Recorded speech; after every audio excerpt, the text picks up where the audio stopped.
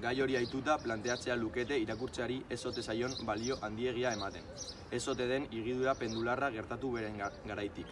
Martin eta Bion garaitik alegia. Irakurtzea gauza zaila eta astuna, gehiegizko errespetua zitzaien denboratik beste batera. Oraingora noiz ere zailtasuna ñiminoena ez den onartzen. Of course. Ona ez da bortxaz aspergarria, eta aspergarria ez da ezinbestez ona. Literatura eta azpiliteraturaren mugak etiketarik gabeko literatura baten mesedetan ezabatu izanak.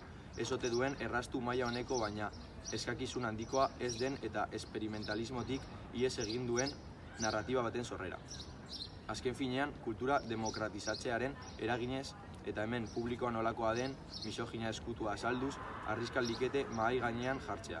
Produkzioaren errezerako joerak eta irakurleen unibertsoa bereziki emakumez osatuta egoteak duen zerikusiaren gaia.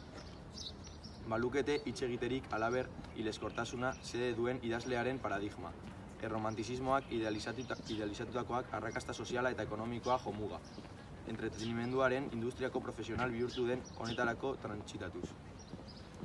Horretaz ari dira hain zuzen Magnoliaren orpoko belar errektangeluan. Soso bat besterik ez da ageri orain alde batetik bestera.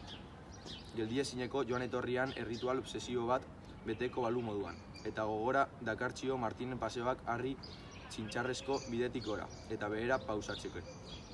Burumakur eskuak sorbalda atzean hartuta ezin idatzian delarik ematen dituenak.